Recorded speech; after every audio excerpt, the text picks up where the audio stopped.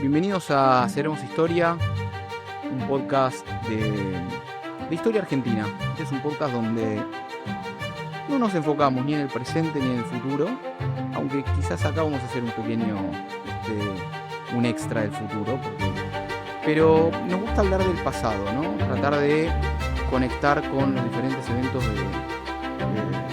de nuestra historia, no con el motivo de extrapolar, pero sí para tener una visión un poco más robusta de lo que está pasando. Y tenemos hoy un gran invitado, un honor personal, Martín Redrado. Bienvenido, Martín. Placer conversar contigo. Muchas gracias por estar. Martín es conocido por ser, no tan conocido por ser en 1991 presidente de la CNB. Así es. Pero es muy conocido por, del 2004 hasta el 2010, ser presidente del Banco Central de la República Argentina. Así lo define la historia. ¿Vos cómo te definís? Como un armador de equipos. Creo que siempre tuve esa vocación por generar, bueno, estás acá en la Fundación Capital, que es mi casa profesional desde el año 94. Yo trabajé en los Estados Unidos, estudié desde el año 84 hasta el 91, pero después de eso, si tuviera que definirme, como he formado mucha gente que ha trabajado conmigo, que sigue trabajando conmigo todavía, o que se ha ido al exterior y que por suerte le ha ido muy bien.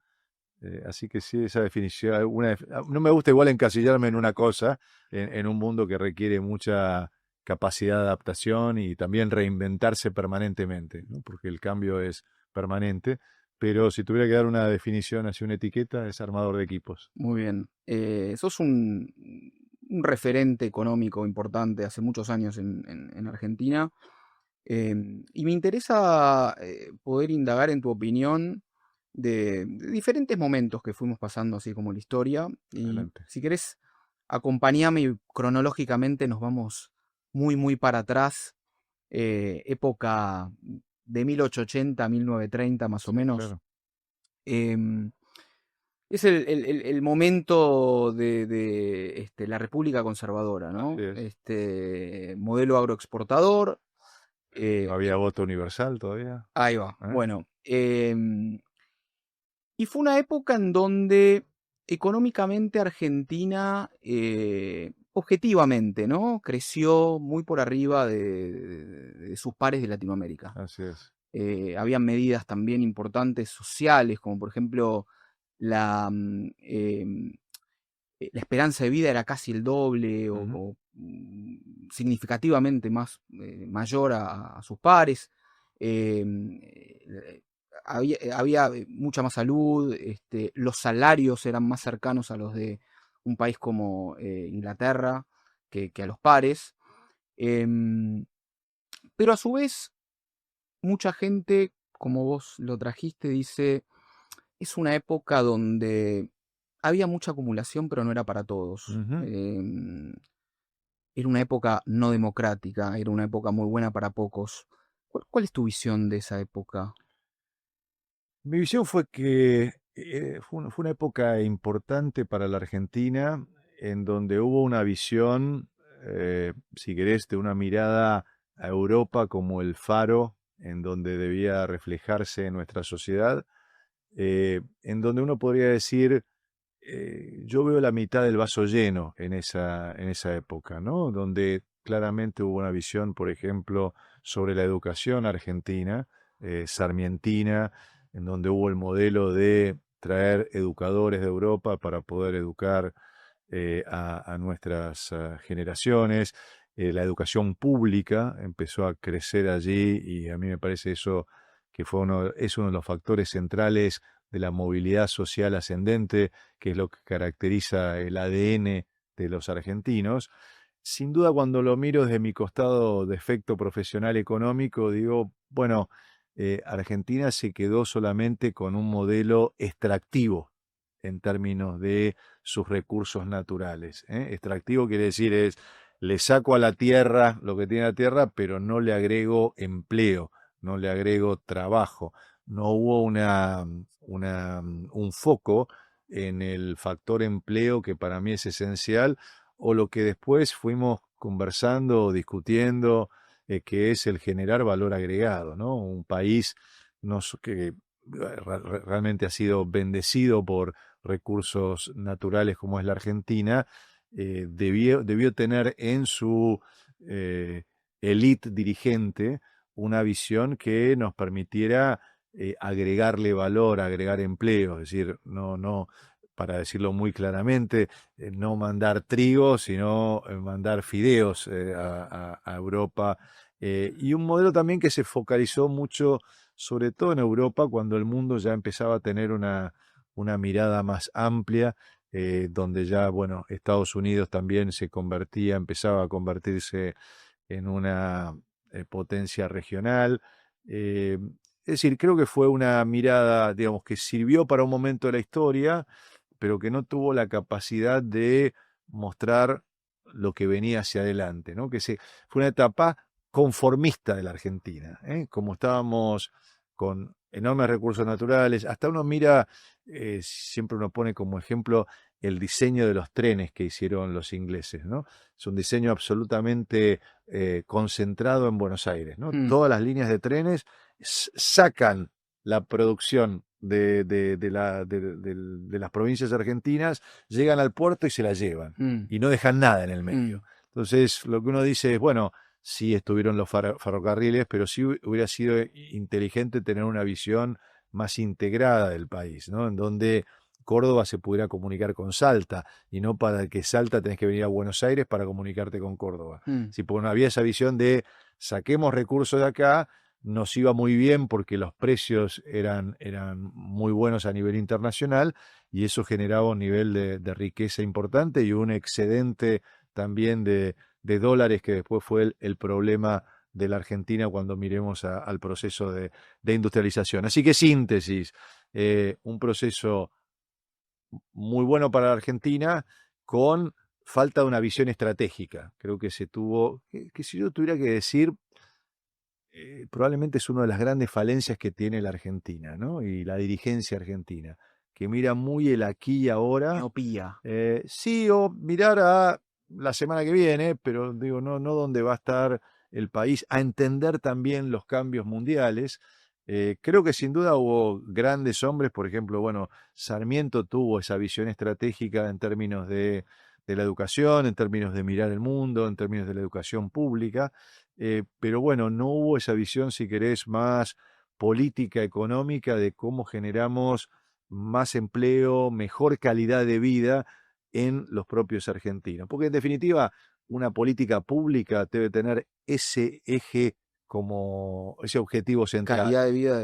Claro, es decir, sí, tu política exportadora, tu política económica, tu política financiera, tu política educativa, tu política de salud, hace que la mayoría de los argentinos viva cada vez mejor. Esa es la medida en la cual uno puede decir, este periodo de la historia fue, no sé llamarlo exitoso, fue satisfactorio en términos de poder llegar a todos los rincones del país. ¿Qué hizo? Porque es un periodo de historia en donde a mí me gusta compararnos con Estados Unidos, ¿no? Que era la otra potencia en el norte que de a poco se iba armando. ¿Qué hizo Estados Unidos que nosotros no? Hay muchos que hablan de una guerra civil muy corta versus acá una guerra civil muy larga. ¿Cuáles fueron las diferencias? Yo creo que la gran diferencia, quizás te voy a dar una mirada muy economicista, es tener un mercado interno muy importante. Cada vez que se fue ampliando la frontera, desde la compra de Luisiana y cómo se fue extendiendo hasta California, lo que permitió es tener casi un país continente, ¿no?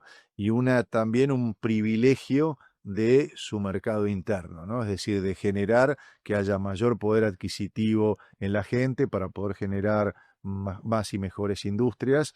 Y Argentina siempre tuvo esa mirada para afuera, en lugar de esa mirada que debe equilibrar. Obviamente es un país de desarrollo o también de tamaño intermedio.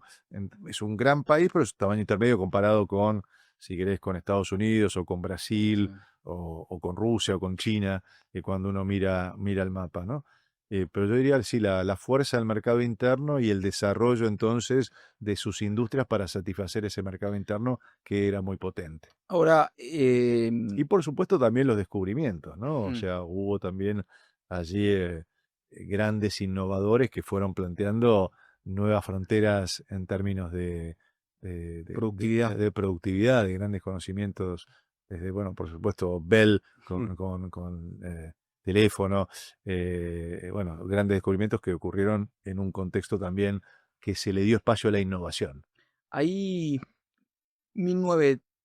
Y perdón, también uno puede decir una tradición democrática importante, ¿no? Que nunca fue quebrada, solamente tuvimos asesinatos de presidentes en Estados Unidos, pero nunca, siempre el voto fue universal. Como que los procesos son más importantes que las personas, digamos. Cosa que Exactamente. quizás acá... Procesos e instituciones. Instituciones.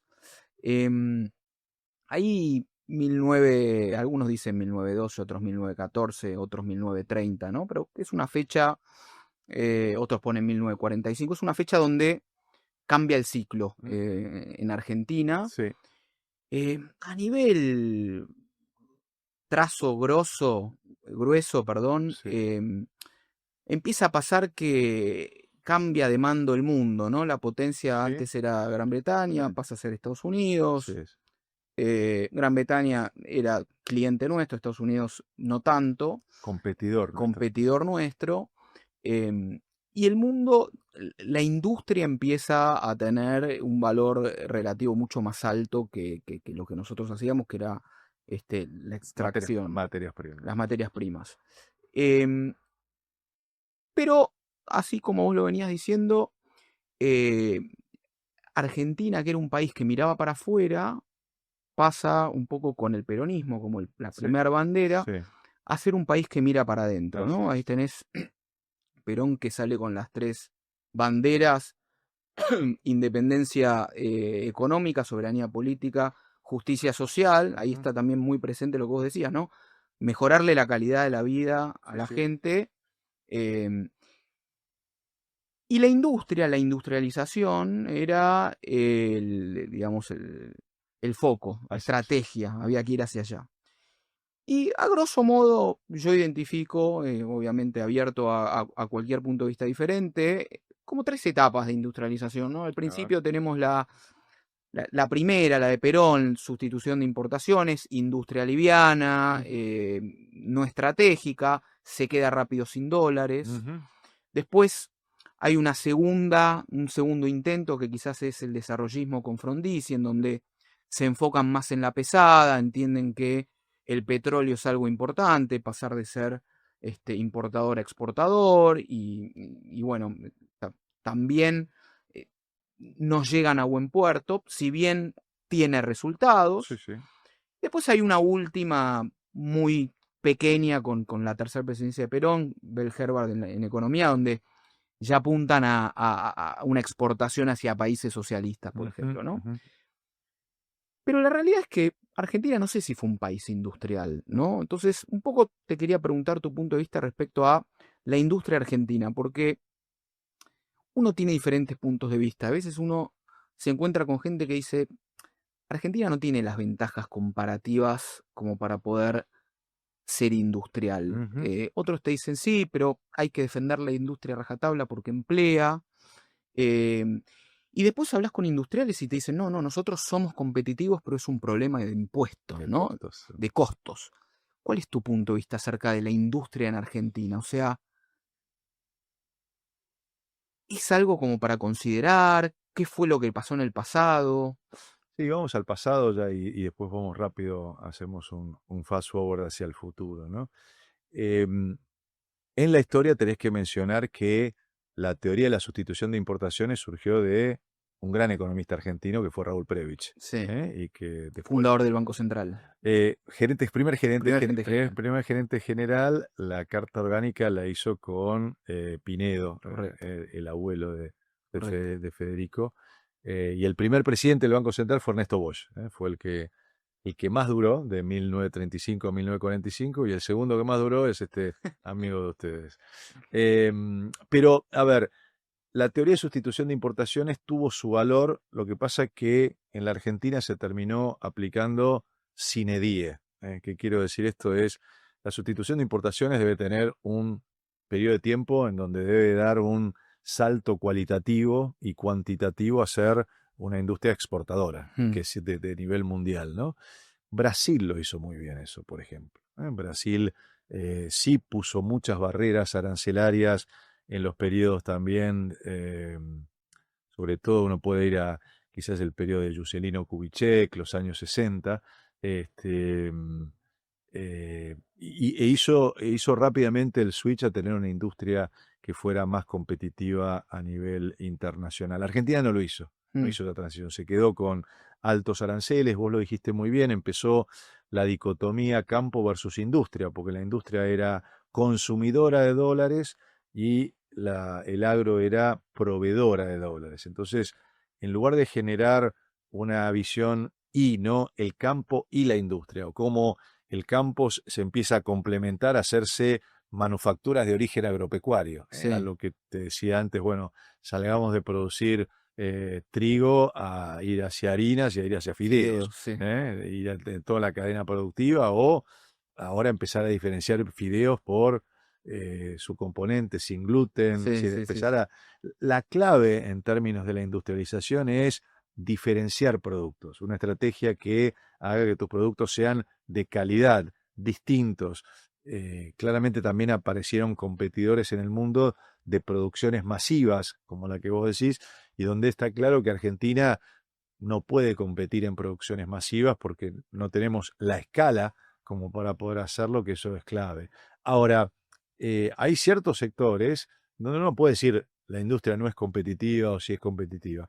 Hay ciertos sectores en que la industria es muy competitiva. Hoy tenemos una industria alimenticia que es muy competitiva y además que tiene la capacidad de generar productos orgánicos que tienen un valor diferencial en el mundo. Podemos decir también que en materia de biotecnología, sobre todo biotecnología aplicada al campo, lo que tenés en términos de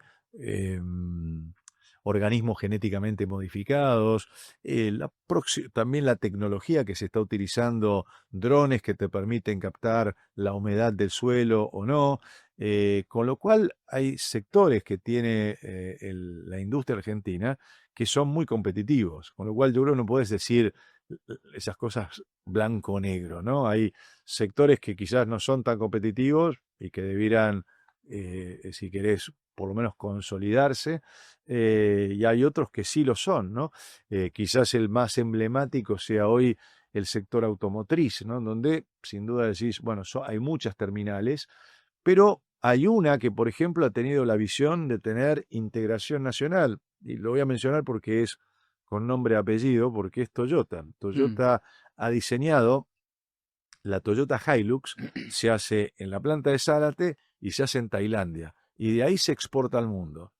En esto algo tuve que ver porque antes de ser presidente del Banco Central yo fui vicecanciller. Y una de las cosas que allí aprendí mucho, de los sectores reales sobre todo, es la necesidad de negociar, bajar barreras arancelarias o no arancelarias, para arancelarias, normas técnicas en otros mercados. En el 2002, cuando la industria automotriz estaba caída, se producían 80.000 autos solamente en la Argentina, muchos pensaban en que las terminales iban a ir a Brasil. El primer acuerdo comercial que cerré fue con México, en donde logré que hubiera un cupo de 50.000 vehículos a arancel cero, ¿no? Y a partir de eso, por ejemplo, Toyota empezó a desarrollar la Hilux y generamos después una cantidad de acuerdos comerciales que permitieran a Argentina entrar a Colombia, a Chile, a Perú, a todas las Américas, Centroamérica, arancel cero, ¿no? Y lo que hizo Toyota fue empezar a integrar con piezas nacionales, ¿no? Y llegó hasta que hoy, cuando vos mirás el audio o encendés el audio de si tenés una Toyota Hilux, yo no lo tengo, el software es hecho en Argentina. Es decir, fueron desde plásticos, por ejemplo, que son todos los componentes de guardabarros y demás, parte de los tableros, por supuesto los interiores, bueno, todo eso se hace. Y también tenemos en el norte de Córdoba una fábrica que hace cajas de cambio, que se llama Transax, que es de nivel internacional, con lo cual hoy también, haciendo un fast forward ahora al mundo de hoy, es que hay oportunidades para las nuevas cadenas productivas que se están generando en el mundo. Estamos viviendo una época de alta incertidumbre, pero también fascinante, que yo la denomino interregno. Interregno, tomándolo de la literatura histórica, no la inventé yo ese concepto, es cuando vos partís de un punto de equilibrio en el mundo, en donde tenías un mundo unipolar, Sí. después de la caída del muro de Berlín y la caída de la Unión Soviética, a otro punto, que será el punto B, que no sabés cómo va a ser. Mm. Si ese punto tenemos una potencia, tenemos dos potencias, tenemos potencias regionales, y está claro que hoy, cuando haces una transición, es cuando sabés que salís del punto A, que es unipolar, y llegás a un punto B que puede ser bipolar, o como lo teníamos en la Guerra Fría con Rusia y Estados Unidos, o con hoy cuando miramos a China y Estados Unidos, bueno, China se quedará siendo una potencia regional o va a desafiar a Estados Unidos, o Estados Unidos también hace un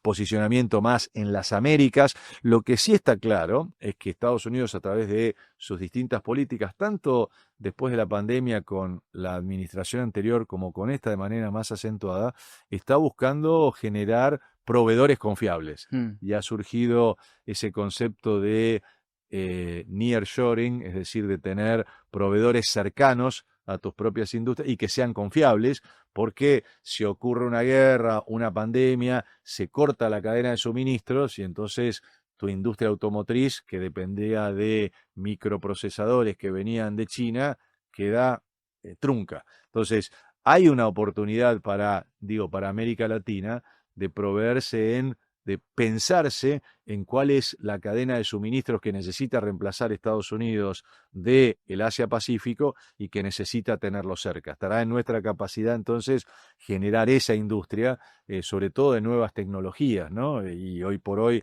Argentina, volviendo quizás a esta visión extractiva, tenemos minerales críticos, ¿no?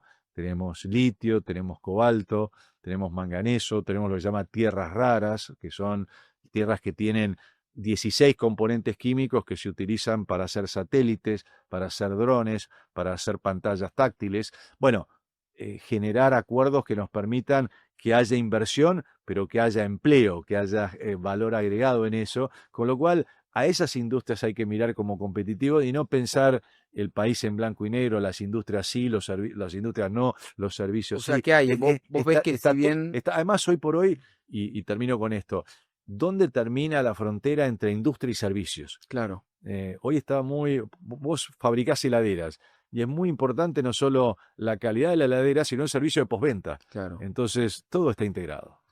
Em, en síntesis, ¿por qué nos fuimos industriales? ¿Por un tema de mercado interno? ¿Por un tema de liderazgo? No, yo creo que hubo varios factores. Primero, porque no supimos cambiar en el momento, hacer la transición de sustitución de importaciones Exportador. a exportadores. Es decir, hacer esa transición que hizo. En economía hay un concepto que se llama industrias nacientes o infant Sí, industries. Entonces, cuando una industria es naciente, es lógico que le des un periodo de protección, 5 años, 10 años, pero en algún momento deja de ser infante y pasa a ser sí, sí, sí, adulto, sí, ¿no? sí. Bueno, ese momento Argentina no la vio, para ponerlo en términos. Por supuesto también una falta de una política exportadora.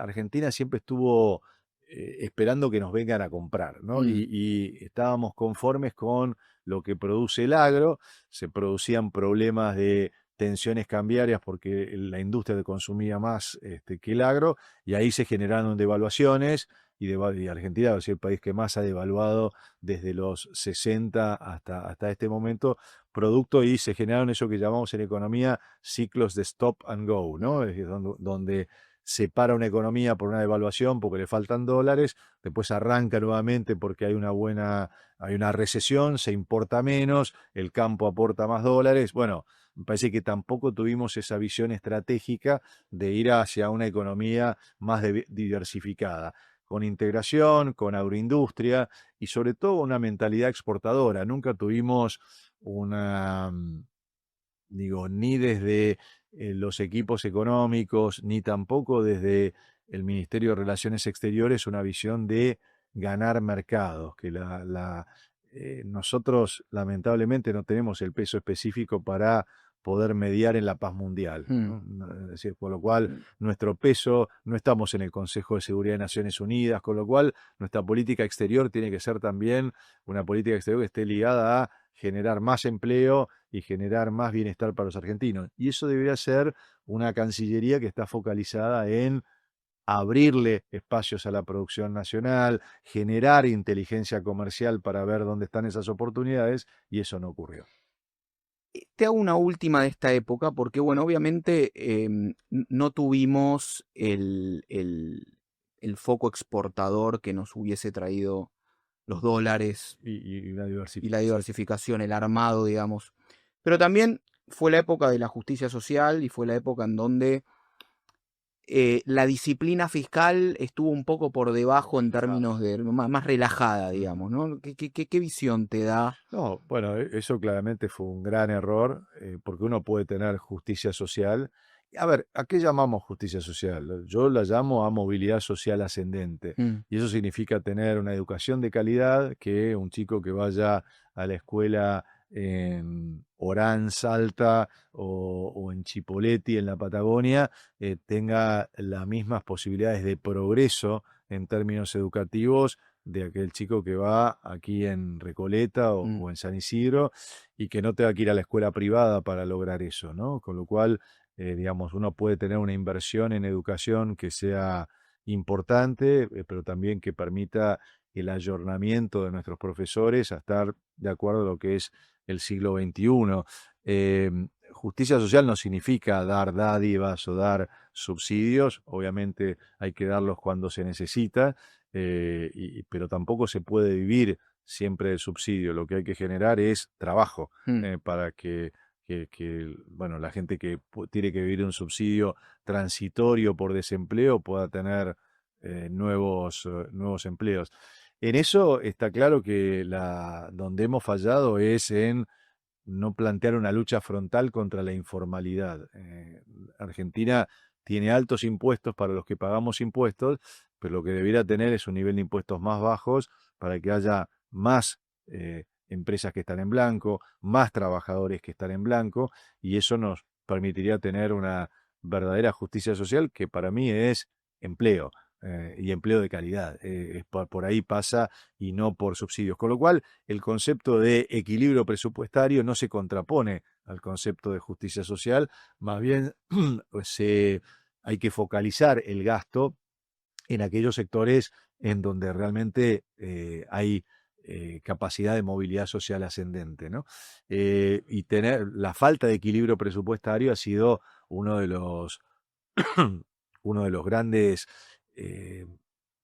falencias que ha tenido la economía argentina, que después se ha financiado o con deuda, y terminamos en crisis de deuda externa o interna, o con el Banco Central imprimiendo billetes, y eso nos llevó a tener una inflación insostenible como la que tuvimos en 2023. Ahí arrancan, en los 70, yo identifico que arranca una nueva época, porque pasan algunas cosas importantes a nivel mundial. Nixon sale de la convertibilidad dólar-oro. Se empieza a ver un mundo donde los capitales fluyen mucho más. Sí.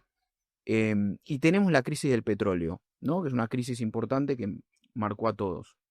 Entonces, con todo esto viene el concepto de esta inflación, viene el concepto, aparecen los Hayek y Friedman de La Hayek había aparecido antes. ¿no es 72, 72? No. Creo que el Nobel de 72, ¿no era? No. Okay. No, Friedman ese que... Okay. Pero bueno, son las ideas neoliberales, sí, vuelven a aparecer cuando hay esta inflación en el mundo, ¿no? Y se inaugura la época neoliberal, donde a mí me gusta, si querés dividirla en dos partes, la época neoliberal con inestabilidad política, claro, y la época neoliberal con estabilidad política. Y la neoliberal con inestabilidad política, se ven sucesos muy traumáticos, ¿no? Por ejemplo, Tenemos en el Rodrigazo en 1975, Así es. donde con el peronismo como que había un pacto social, estaban como las variables medio restringidas. Llega un ministro de Economía neoliberal, libera, Sí, y eso termina en una explosión. hiperinflación, una explosión. Tenemos también las intenciones, saquemos de lado la parte política, humana, social de la dictadura, pero un plan neoliberal en Martínez de Hoz que busca ahora con endeudamiento intentar ajustar y hacer una liberación financiera, termina también con una crisis de deuda desastrosa. Y por último, ya con democracia, eh, tenemos también un intento de estabilización liberal como el de Alfonsín con el Plan Austral, ¿no? Que también termina, quizás por otros aspectos, ahora charlamos un poquito, pero termina con una hiperinflación, la de 1989. Mi pregunta es, en todas estas crisis traumáticas neoliberales en esas épocas, ¿no? ¿Cuánto hay de mala? Porque por un lado uno dice, se la afanaron toda, son unos chotos, ¿viste? No saben nada. Después, por otro lado, uno agarra y dice, ¿qué podía hacer Rodrigo? Si murió Perón, había una crisis civil, o intenta ser empático con el proceso de Martínez de Oz y dice, si Volcker sube la tasa al 20%, no tenés manera de salir de eso. O bueno, el tema de las dificultades que afrontaba Alfonsín mientras la democracia era naciente. ¿Cuál es? ¿Es la herencia? ¿Fue un tema nuestro que nosotros lo supimos manejar mal? ¿Fue un tema externo? ¿Cómo ves eso? No, a ver, hubo un tema a riesgo de simplificar, Sí, ¿no? obvio. Porque los problemas siempre históricos Sí, son obvio. multicausales, ¿no? No hay una. Pero a riesgo de simplificar, volvemos a un punto. En ninguno de esos periodos se atacó el gasto público. El gasto público siguió creciendo y seguiste teniendo déficit. O sea, el tema siempre es cómo terminaste financiando el déficit. Entonces, la clave de eso es, vos abrís tu economía y además abriste tu economía de manera unilateral. Yo creo en la integración productiva o, digamos, en una integración productiva con el mundo, pero abrirse unilateralmente sin tener nada a cambio es un poco naif, por no decirlo de otra manera bastante menos diplomática, ¿no?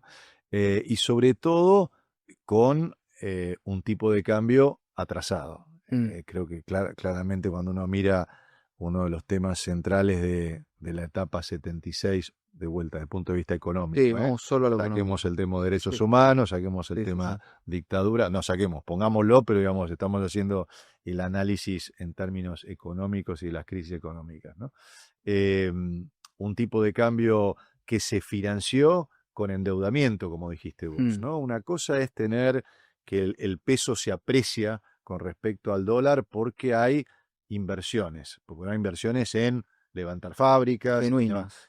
Sí, exactamente. Uno puede decir, bueno, las otras son financieras o de endeudamiento. Okay. Yo digo, los dólares genuinos son de inversiones que se clavan en la tierra de la Argentina o de exportaciones. Esos son los dólares que, si vos decís, bueno, Argentina pasó a un boom exportador y están sobrando dólares, bueno, es lógico que entonces el dólar, por una cuestión de ofertas, si hay muchos dólares, bueno, el dólar debiera valer menos. Pero si estás dependiendo de los famosos petrodólares, que fue la recirculación de los dólares que venían del mundo petrolero, en particular de la OPEP, que se recirculaban a través de bancos importantes que se depositaban en los Citibank de este mundo. Después estos Citibanks los prestaban a México, a la Argentina, a países emergentes. Bueno, eso evidentemente tenía un pecado original, que es financiar un tipo de cambio bajo, es decir, un dólar barato con endeudamiento. Entonces, los dos errores es tener un gasto público que se financia con endeudamiento y una moneda además que está maniatada por ingreso de capitales que son muy volátiles y que en algún momento te van a pedir, págame la cuenta. Y ahí es cuando vienen las crisis de deuda. Pero te hago una pregunta. ¿Y Eh, el problema es la volatilidad de los capitales? Porque también, por otro lado, Eso es un dato de la realidad. había una hiperinflación dando vueltas. O sea, Bueno, la hiperinflación viene de un solo, digamos, viene del exceso de gasto público y de utilizar al Banco Central como financiador, porque nadie te financia, entonces empezás a imprimir billetes, y bueno, empiezan a sobrar los billetes, sobran pesos y va cayendo el valor de tu moneda y cada vez podés comprar menos, ¿no? En el plan austral la clave fue, de vuelta, no bajar el gasto público y seguirlo financiando básicamente allí con endeudamiento interno y algo de endeudamiento externo que, bueno, nos llevó a defaultear la deuda en 1989, ¿no? Y quedarte con deuda en default, no pagar, o sea, nuevamente crisis de deuda por exceso de gasto y exceso de endeudamiento. Entonces, síntesis, la combinación de endeudamiento para financiar gasto público y para financiar un tipo de cambio que sea fijo o que esté maniatado, y eso destruyó la industria nacional, porque evidentemente en ese momento era más fácil importar que producir. Esos dos errores fueron los que llevaron al fracaso de esas épocas. y después pasamos a la experiencia neoliberal, yo digo, con orden político, ¿no? Que es caída del muro de Berlín, ya estaba más claro en ese mundo Más de dos potencias, pasó unipolar. a un mundo de una sola potencia, y se ven planes de estabilización muy exitosos en la zona. Ujú. En nuestro país, en 1991, Hace Cavallo, la convertibilidad. convertibilidad. Em, Esta convertibilidad que tiene dos caras, ¿no? Porque, por un lado, rápidamente uno dice, che, en un país que en 200 años tuviste un promedio de 50% de inflación anual, Ujú, tenés 10 años de inflación cero, ujú. uno, o sea, debería rápidamente decir, no, esto es un éxito Comprar. rotundo. Ujú. Pero por otro lado, muchos dicen que fue el porqué de una de las crisis más importantes sociales, económicas, políticas que tuvimos, que fue la del 2001. ¿Cuál es tu visión me interesa tu visión del periodo menemista de la convertibilidad, digamos? ¿La ves como una oportunidad perdida? ¿La ves como un error? ¿La ves, o sea, cuál es tu visión? Porque vos, bueno, un poco me pongo con vos, vos viniste en el 91, estabas afuera y viniste y te dieron la CNB, y Exacto. era algo importante porque se está empezando a desarrollar el mercado de capitales, Así es.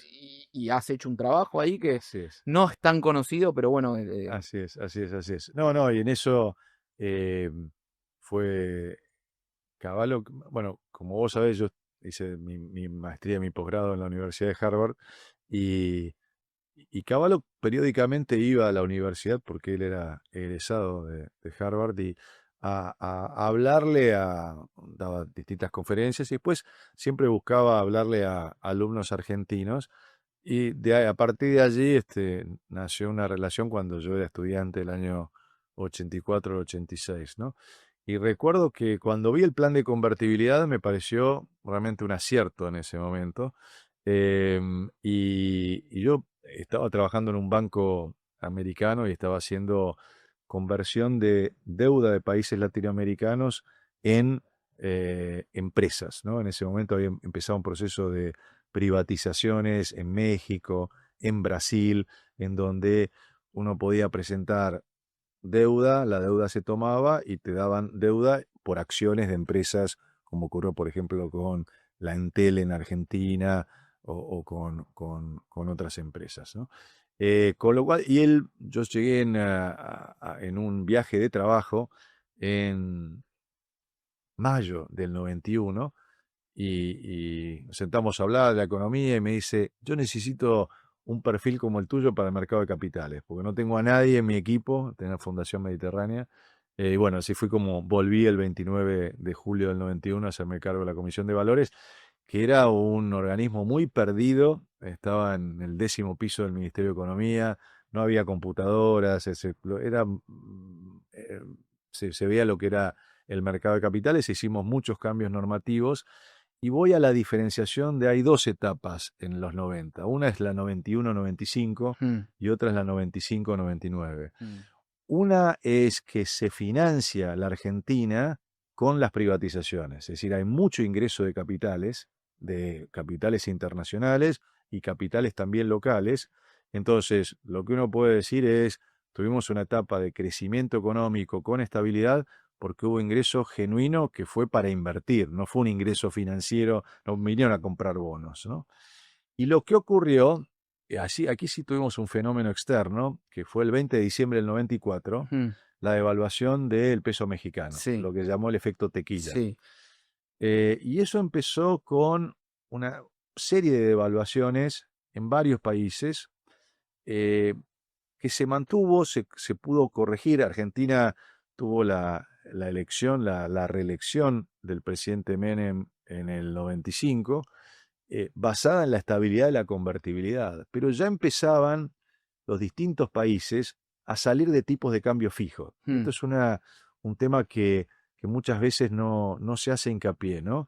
El mundo, vos dijiste, bueno, la salida de Bretton Woods, es decir, del dólar respaldado por el oro, pero las monedas de los países emergentes durante los 70, durante los 80, tenían algún tipo de rigidez. mm, Venían en toda América Latina, por ejemplo, ¿no? Teníamos tipos de cambio fijo, ¿no? Planes de estabilización, el plan real, por ejemplo, en Brasil, que hizo Fernando Henrique Cardoso como ministro de Economía, bueno, había basado que el real valía 1,12 real, valía sí. $1 y lo mantuvo, ¿no? Ahora, ¿qué pasó?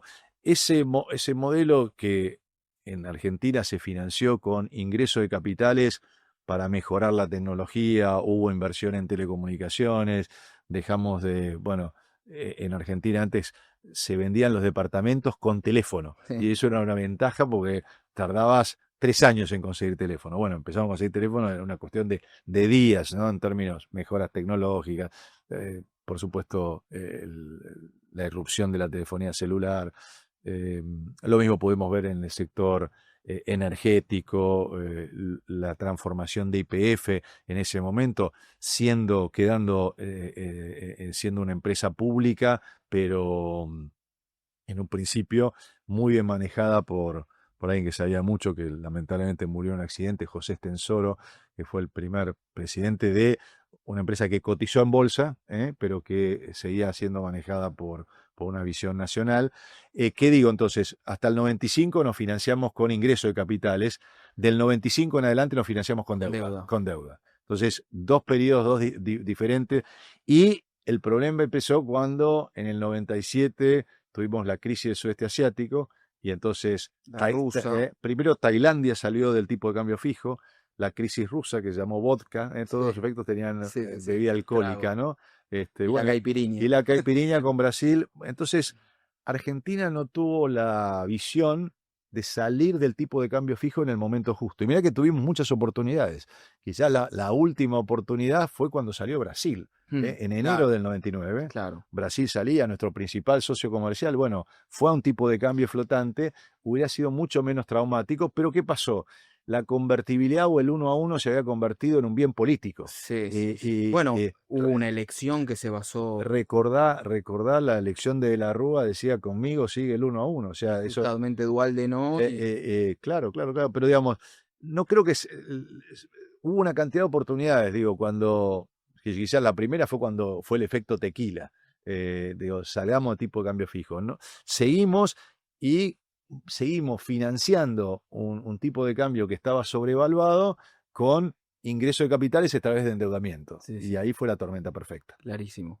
A mí lo que me pasa con todo eso, y con esto pasamos a la siguiente etapa, que mirando el árbol, perdón, el Pero bosque, saliendo del árbol, el 2001 fue un trauma terrible, así como también fue un trauma importante la crisis del Plan Real y la crisis del tequila para México. Pero después de las hiperinflaciones, de las crisis de la deuda de los 80, quedaron economías estabilizadas, preparadas para la nueva época que eh, arranca con el ingreso potente de China a consumir los commodities que nosotros teníamos ahí, que no le dábamos tanto valor.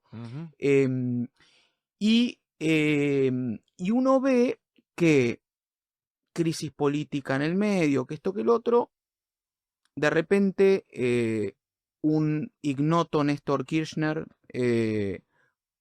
con 22% de los votos asume a la presidencia y está a cargo de un país que, es verdad, todavía tiene el trauma del 2001, pero tiene superávit gemelos, Así es. una caída en la desocupación terrible, un tipo de cambio muy estabilizado, y un poco como para hacer doble clic ahí que me interesa, al principio es como que Kirchner entra con Lavagna, que ya estaba haciendo un gran trabajo, Exacto. y Alfonso Pratgay en el Banco Central.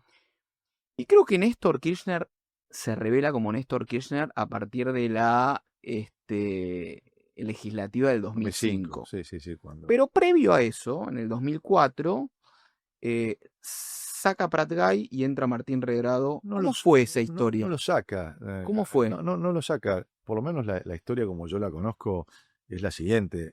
Alfonso, que hizo una gran tarea, lo respeto muchísimo, completa el periodo que empieza Pedro Pou. O sea, no es que yo no hubiera ingresado si se hubiera echado un presidente. En realidad se terminó el periodo legal que marcaba cuando se hizo la Carta Orgánica del Banco Central con la convertibilidad, era 6 años, para diferenciarlo del poder político, ¿no?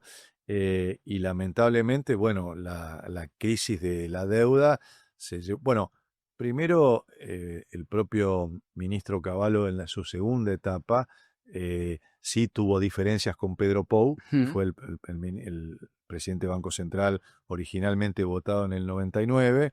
Vino Roque Macarone, que era banquero, había sido presidente del Banco Río, que ya era se había sido comprado por Santander, cuando Banco Río era del Grupo Pérez Companc. Lamentablemente la crisis lo llevó a tener problemas de salud y terminó con un infarto.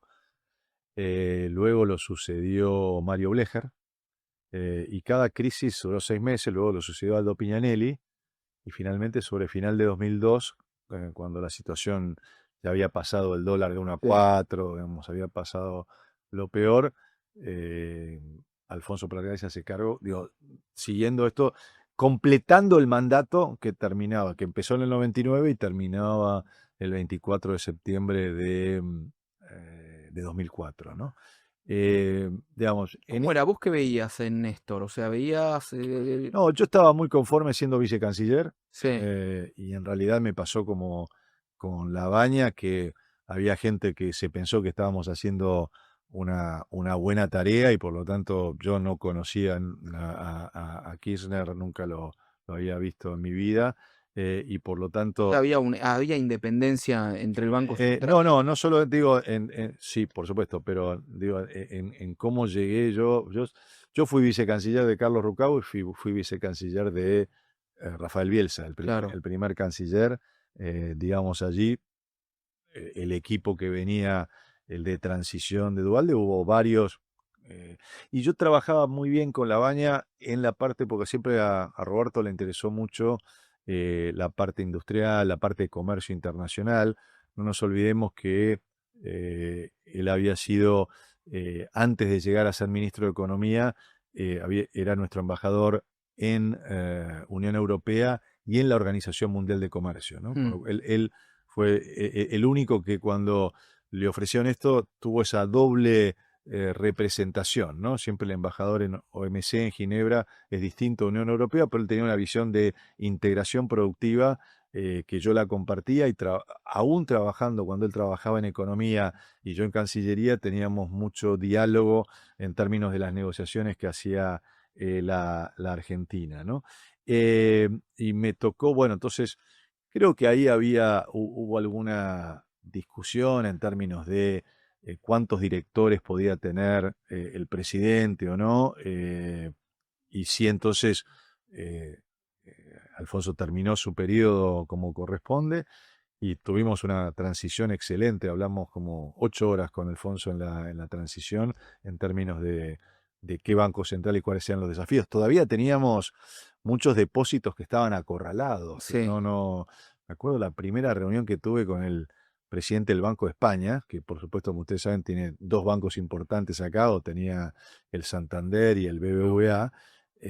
Me dijo, me pasó toda la lista de tipo duro era, de todo Jaime Caruana, ¿no? De todas las cosas que le faltaba al sistema financiero argentino para normalizarse, ¿no? Me acuerdo que él terminó su mandato en el 2006 y lo fui a visitar a Madrid y le dije, Jaime, todo lo que me pusiste en el 2004 hemos cumplido todo, ¿no? Los depósitos, la gente recuperó todos los depósitos, habíamos vuelto a la normalidad, ¿no? Y además tuve algo que fui el último en ese sentido, me votó la totalidad del Senado. mira, En ese momento lo importante de la ley era que necesitabas acuerdo del Senado. Después de eso y después de la final traumático que hubo en mi salida, mi renuncia al Banco Central, yo creo que quedó el síndrome Redrado, ¿no? Entonces ningún presidente quiso nombrar. Creo que solo sí lo hizo bien el presidente Macri, que a Federico Sturzenegger, no a los directores, pero sí Federico tuvo acuerdo del Senado. eh, y hoy, un muy buen presidente como es Santiago Bausili no tiene acuerdo del Senado. Está mira. nombrado en comisión, con lo cual el presidente lo puede echar con un decreto, ¿no? Pero no, realmente en el periodo en el que trabajé yo, siempre tuve independencia, que significa independencia de instrumentos. Sí. Es decir, que nadie le diga al presidente del Banco Central dónde tenés que fijar la tasa de interés o dónde tenés que Pero fijar el tipo de te hago cambio. una pregunta, porque ahí uno ve, obviamente, objetivamente, ¿no? Sí, La presidencia de Néstor Kirchner fue una presidencia buena, ¿no? Muy buena en muchos sentidos. Pero si haces doble clic, en enero del 2007 hace la intervención en el INDEC, mm, ¿no? Y un país inflacionario, enfermo, después de 10 años sin inflación, en el 2007 entrega el poder pingüino a pingüina mm, con digamos, consultoras privadas dicen aproximadamente un 20% bueno, de inflación, que sí. al día de hoy es una fortuna de inflación. ¿Cómo veías eso? ¿Qué es lo que vos veías? O Bueno, sea, siempre, ¿qué tipo de charlas había con... no, bueno, siempre nosotros estuvimos en contra de la intervención y yo tenía un informe que era un informe trimestral que hacíamos sobre la situación monetaria, que era el informe de inflación, se llamaba, ¿no? Y recuerdo sí que empezábamos a tomar no solo consultoras privadas, sino también índices de provincias que nos daban una proxy de cómo estaba la tasa de inflación. Entonces empezamos a hablar de una tasa de inflación divergente Mm, y lo poníamos en blanco y negro y la prensa le daba bastante sí, manija al tema y el presidente se enojaba y llamaba y le decía, mire, es la realidad, así que eh, usted decidió esto, digamos, lo que estamos mostrando es la realidad, y por supuesto ahí hubo una política fiscal expansiva, no convalidamos nosotros desde el punto de vista monetario, pero claramente se quebró una institución como era el INDEC, ¿no? cómo no se convalida eso? No, nosotros nos manejamos dentro de la Carta Orgánica, siempre cumplimos con y hacíamos un programa monetario que marcaba, siempre yo iba al Congreso a fines de año y marcábamos cuánto iba a crecer la cantidad de dinero año por año, ¿no? Alfonso ya había dejado un programa monetario que se basaba en el crecimiento de la cantidad de dinero año por año, que se llamaba, tomaba él el indicador base monetaria. Base monetaria es el circulante en poder del público más los encajes. Nosotros hicimos dentro del banco un trabajo econométrico que mostraba cuál era la demanda de dinero, porque en definitiva lo que uno tiene que generar como Banco Central son pesos que acompañen la demanda de dinero del sector privado. Entonces, ¿qué hicimos? Como base monetaria tenía la parte de encajes. Encajes son la Sí, parte que queda en los bancos cuando uno deposita, un 20% aproximadamente de lo que depositas, queda en el banco y un 80% se presta, ¿no? ¿qué podía pasar? Que uno subiera encajes, y subir encajes es restringir la cantidad de dinero y la base monetaria quedaba más grande, más amplia, y por lo tanto eso podía sonar desde el punto de vista de la política monetaria expansiva, que había crecido la base monetaria porque habían crecido los encajes. Y entonces hicimos un trabajo econométrico que mostraba en los últimos 30 años que un agregado monetario, que es billetes y monedas en poder del público, más depósitos a la vista del sector privado, es decir, los pesos transaccionales, los que usamos en las cuentas a la vista, eso se llama técnicamente M2 privado, era un mejor predictor de la demanda de dinero. Y en el 2006 entonces empezamos, obviamente primero lo presentamos a la profesión y demás, yo tenía siempre mucho diálogo con la profesión para explicar qué era lo que estábamos haciendo. Obviamente mostramos el trabajo econométrico que mostraba la evolución de la demanda de pesos con M2 privado, y entonces utilizamos todos los años un programa monetario que trimestre por trimestre el Banco Central se comprometía y se comprometió a que la cantidad de dinero no pasara de ese objetivo, que fundamentalmente estaba dado por el crecimiento del producto, ¿no? Lo que uno tenía que acompañar es que si la producción crecía un 5%, la cantidad de dinero creciera un 5%. Y lo fuimos cumpliendo año tras año. En un momento el presidente todavía era Kirchner, no quería que fuéramos al Congreso, entonces yo lo presentaba igual públicamente, para que quedara el ¿Había récord. independencia del Banco Central? Sí, total, total, total. ¿Pero había algún intento de reducir esa independencia? Siempre en un momento, creo que alguien le dijo a Kirchner, ¿cómo tenés un tipo como Redrado en el Banco Central, no? Mm. Y él le dijo, ¿qué querés, que lo ponga Kunkel? Kunkel era un político secretario. Sí que siempre tuvo respeto, con lo cual, y además, creo que valoró más el tema de que nos bancamos. Ya en el 2007 empezamos a tener tensión cambiaria desde el exterior. Vino la crisis de las hipotecas. Correcto. Y el hecho de haber mantenido por primera vez estabilidad cambiaria, contrariamente a lo que él podía quizás pensar de cómo manejarse el Banco Central, el hecho de que el dólar estuviera tranquilo le daba tranquilidad al poder político para no meterse, para decir, che, con esto no se jode porque esta variable es importante para la estabilidad política, ¿no? Creo que nunca me lo dijo a mí, ¿no? Pero alguna vez escuché trascender que Kirchner decía que uno perdía se podía perder el gobierno si perdía la calle, si tenías una corrida financiera, es decir, la gente iba a sacarlo de poder, o si tenías una corrida cambiaria, ¿no? Y nosotros le garantizamos con independencia, durante nuestra gestión, que la plata en los bancos se podía devolver, que logramos normalizar que la gente que tenía depósitos Como que acá te veía un aliado, o sea, quizás no no sé si un aliado, sino utilitario. Este utilitario. tipo me sirve. Claro. O mientras no. ¿Tenías relación con esto? Cada 2 o 3 semanas me llamaba para preguntarme cómo estaba la economía, cómo la veía, pero sí en los periodos de mayor crisis, Sí, obvio. cuando vino la crisis financiera global, aunque ya estaba Cristina Kirchner como presidenta, cada tanto consultaba, pero nunca fui, siempre hago la diferencia, nunca fui de los que tomó whisky a las 9 de la noche, ¿no? Claro. Yo iba puntualmente por una reunión, me retiraba.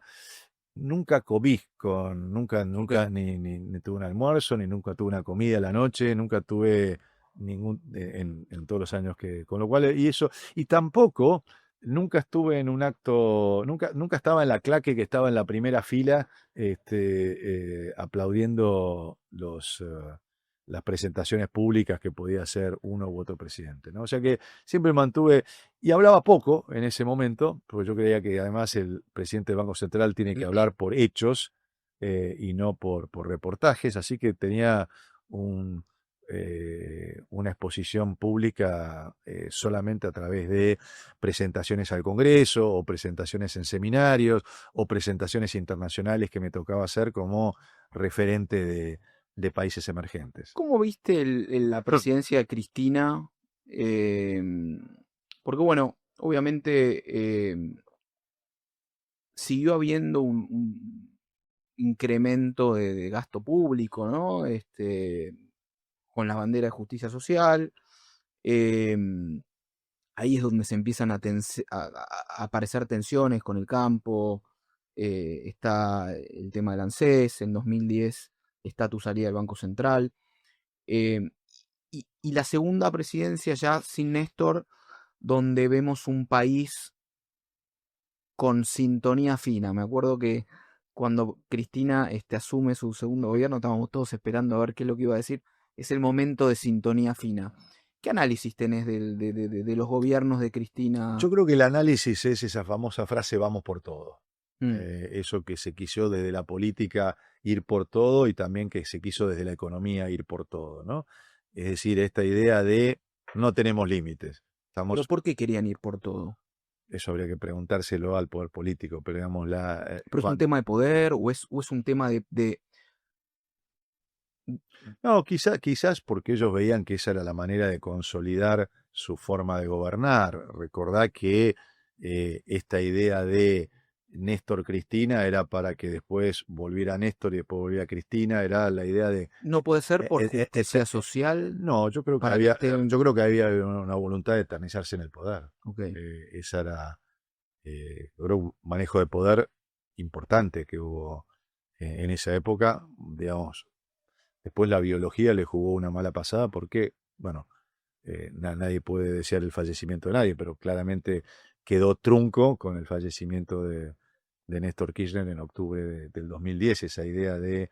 Porque en realidad lo lógico hubiera sido que una presidencia que había tenido números muy exitosos, Mm, como había sido el periodo. Si uno mira, hace abstracción para no entrar en la grieta, sí, ¿no? obvio. De quién fue presidente. Y uno mira a Argentina y los números 2003-2007 fueron realmente Sí, impresionantes, ¿no? En términos de bienestar, mejora del empleo, con lo cual lo que hubiera sido lógico era la reelección, que el correcto. propio Néstor se presentara a la reelección.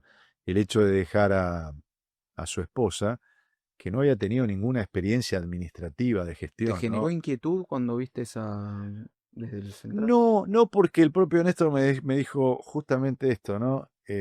La verdad que era de dar pocos elogios, ¿no? Pero la verdad que cuando se estaba yendo, dicen, tu manejo en materia de estabilidad cambiaria y financiera ha sido impecable. Es más, me dijo, te vas a llevar mejor con ella que conmigo.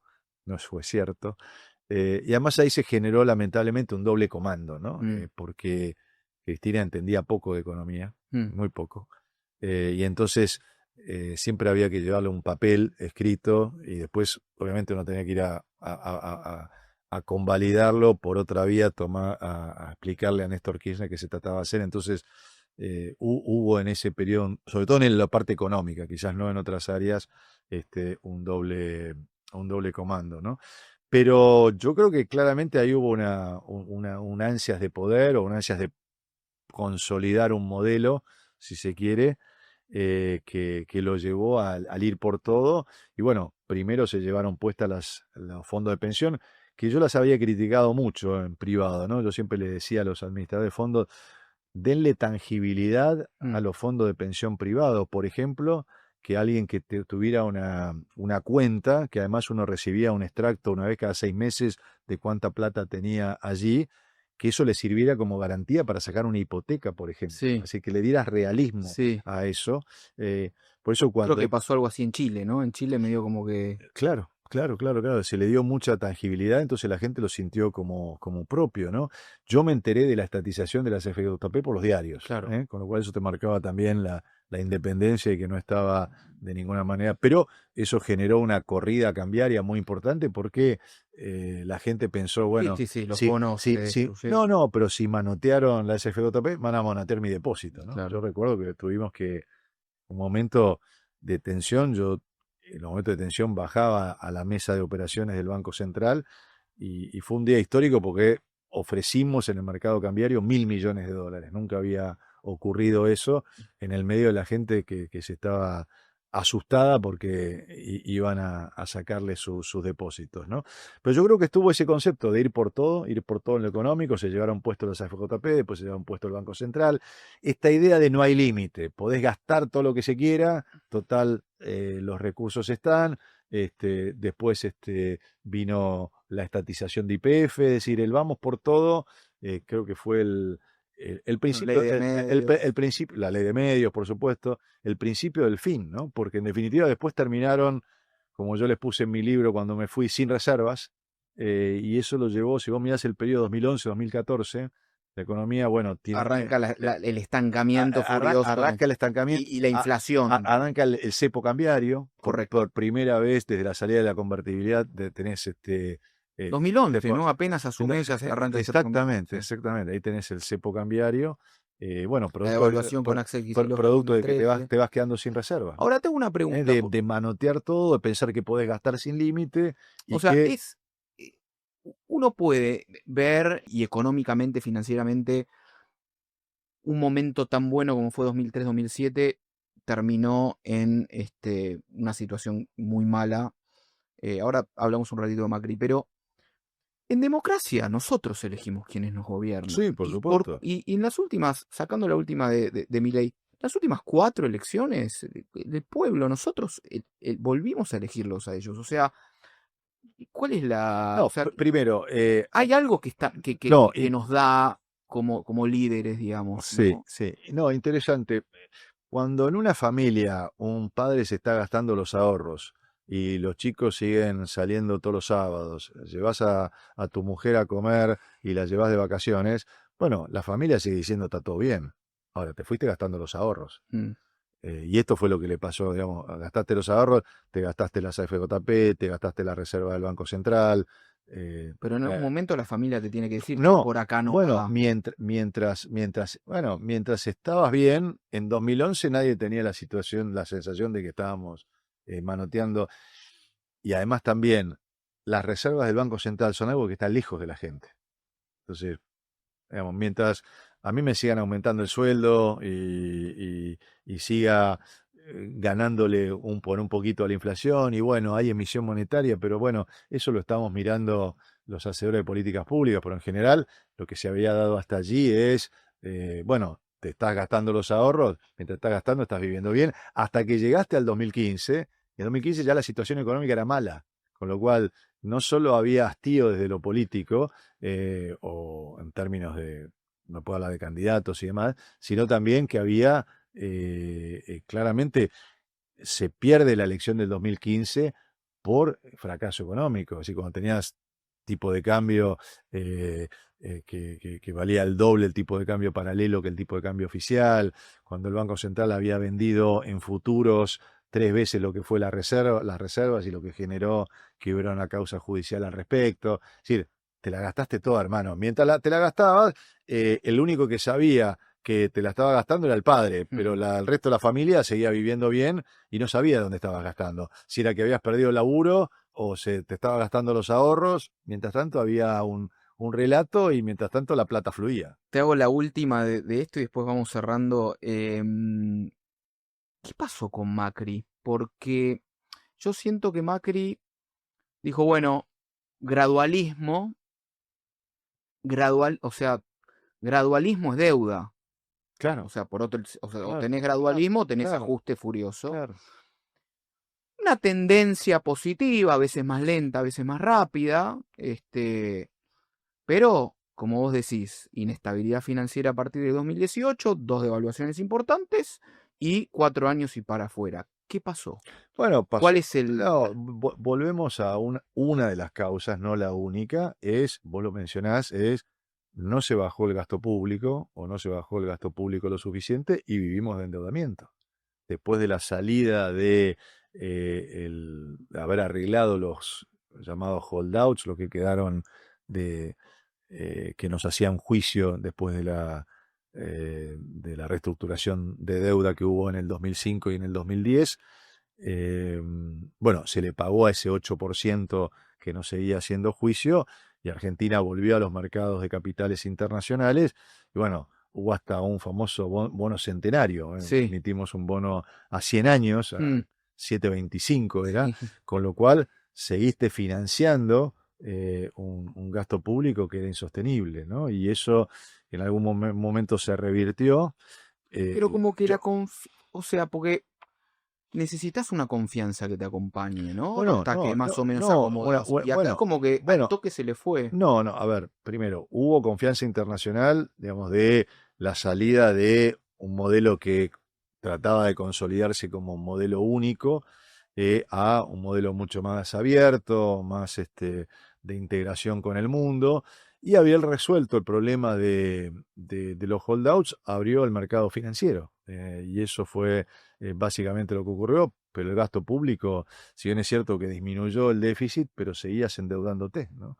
En un momento de 2018, yo creo que de manera apresurada, y en un momento que parecía casi de miedo, ¿no? Por asesoramiento de quienes estaban en la conducción económica, se le aconseja al presidente ir al Fondo Monetario. Mm, Y ese es el principio del fin, mm. ¿no? Porque ahí Ese se, fue el principio del fin. ese fue el principio del fin del gobierno de Macri, en Mm. el sentido que por más que recibió un apoyo importante financiero, pero digamos, dejaron de prestarle. Hubo un momento en abril de El 18. 2018 en donde el equipo económico pensó que se iban a subir las tasas de interés en el mundo. Mm. Yo creo que equivocaron y entonces le expresaron al presidente que se le iba a terminar el financiamiento para mercados emergentes y que entonces la única forma de financiarse era con el Fondo Monetario. Fue un mal pronóstico entonces. Fue más que mal pronóstico, fue una mala evaluación. Yo siempre digo también como consejo a cualquiera que está, y también en el sector privado, pero también en el sector público, uno no puede tomar un fenómeno transitorio como permanente, ¿no? Y muchas veces gente se equivoca a fenómenos que son transitorios, toma decisiones permanentes. Si no tenés información suficiente, mejor compra tiempo o desencillá hasta que aclare, hasta que veas precisamente si es un fenómeno permanente. En definitiva, las tasas de interés no subieron, tuvieron 3 meses en donde hubo salida de fondos de mercados emergentes, pero después volvió el financiamiento. Pero bueno, ya nosotros nos atamos al Fondo Monetario y eso significó ajuste fiscal y ajuste cambiario. Y bueno, la devaluación indudablemente llevó a que cuando uno miraba todos los indicadores, digo, sacando los actores y siendo plenamente objetivo, los indicadores 2015 y 2019 están todos peor. Con lo cual, digo, en términos de ¿No crecimiento. había bajado el déficit fiscal? Sí, había bajado, pero seguías endeudándote. Sí. Seguías endeudándote. Todavía creo que tenías aproximadamente 2 puntos de déficit fiscal, lo seguías financiando. Mm. No utilizabas el Banco Central, Sí. importante, pero ahí lo que fue llevando a la inflación fue la propia devaluación, ¿no? El haberte no tenido dólares solamente de financieros y después teniendo al Fondo Monetario que te dio los dólares para pagar endeudamiento, pero no para poder sostener una política cambiaria. Y bueno, eso hace que todos los indicadores, caída del producto, producto per cápita, salario real empieza a caer sobre fines de 2017, eran todos peores, ¿no? Con lo cual, si uno miraba, digo, muy difícil, tomando los números nada más, que quien esté gobernando en ese momento pueda ser reelecto. Martín, te hago la última. La verdad, Dale. primero te agradezco Sí, porque se nos fue un poco de tiempo. se nos fue un poquito, pero muchísima tu generosidad, me encantó la charla. Placer. Lo que me gusta de vos es que mucho político influyente le dedica mucho tiempo a explicar qué es lo que no hay que hacer, ¿no? Y lo que me gusta de vos es que vos sos de los que levantan la bandera de lo que hay que hacer, Sí, ¿no? exacto. Venís con propuestas. Exacto, sí, sí. Y me gusta cerrar de la siguiente manera y te hago digamos, un mix, ¿no? A ver. Yo creo que en esta sociedad dividida, hemos logrado una de de los consensos más importantes de la historia, quizás de Latinoamérica, que es el Nunca Más, de 1985, en donde Sin duda, nosotros sin duda. dijimos, a partir de ahora todo en democracia, ¿no? Correcto. Y eso implicó democracia en el 89 de la hiperinflación, democracia en el 2001. ¿qué es lo que tenemos que hacer? Y acá te pregunto, mirando para adelante, Sí. para que nosotros los argentinos tengamos un nunca más económico, nunca más hiperinflación, nunca más 50% de pobreza. Un programa económico integral. Algo se ha avanzado y yo tengo una hipótesis, es que no vamos a volver más a tener déficit fiscal. Es decir, que cualquiera que venga hacia adelante, que te proponga un plan platita, un plan endeudamiento, un plan gasto público, por lo menos va a tener un 50% de la gente que lo va a rechazar, y si no, un poquito más, ¿no? Me parece que eso se ha hecho carne en la Argentina. Puede ser que esté equivocado, ¿no? Pero creo que no hay marcha atrás en ese sentido, ¿no? Por supuesto que el tener equilibrio presupuestario es como tener los pilares de un edificio. Ahora, hay que construir el edificio. Hay que construir el edificio también para que pueda albergar a todos los argentinos, no solamente a una parte de nuestros compatriotas, ¿no? Con lo cual, yo estoy convencido que hay que trabajar en un programa de desarrollo que tenga como ejes la innovación, que tenga como ejes la exportación, que tenga como ejes una revolución impositiva, donde puedas ampliar la base de tributación y hoy tenemos un 50% de argentinos que están en la informalidad. Bueno, lo que necesitas es tener empresas y trabajadores que se formalicen. Para eso lo que tenés que hacer es bajar la carga tributaria y que haya más gente que pague menos impuestos. Tenés que trabajar mucho en infraestructura física y digital. No puede ser que cuando vayas por la ruta argentina estás laburando en tu PC o en tu tablet o con un iPhone y se te cae la comunicación cuando vas por el medio de una ruta en San Luis o en la Patagonia, o hasta cuando vas para Tucumán. O hasta cuando vas para Rosario, al kilómetro 200 se te cae de repente la comunicación. Con lo cual digo, la inversión es clave, que puede ser inversión privada, puede ser inversión de organismos multilaterales de crédito como el BID, el Banco Mundial. Ahí sí sirve, digamos, el financiamiento intergeneracional. Y también necesitamos una revolución federal, ¿no? De darle a las provincias los recursos que le corresponden. Yo en estos días estoy publicando un nuevo libro, mi séptimo, que se llama Argentina Federal, ¿no? Mi último fue Argentina Primero. Y allí lo que digo es, hemos hecho un análisis en donde vemos que una cantidad de impuestos que debieran ser coparticipables, por ejemplo el IVA, el impuesto al valor agregado, un 11% de eso tiene lo que se llama una asignación específica que va a financiar el sistema de seguridad social, va a financiar ANSES.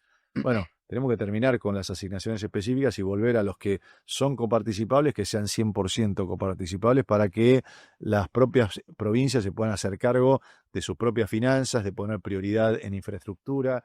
Con lo cual, Argentina necesita, digamos, una nueva etapa, digamos, basada en la estabilidad fiscal, también de tener predictibilidad cambiaria, tener predictibilidad financiera. Argentina necesita volver a los mercados voluntarios de capital, reemplazar al fondo por los mercados voluntarios. Y un programa que marque que no solo rebota la economía, sino que realmente basa un proceso de desarrollo integral en donde tengamos una Argentina que no tiene solamente 4 sectores que le va bien.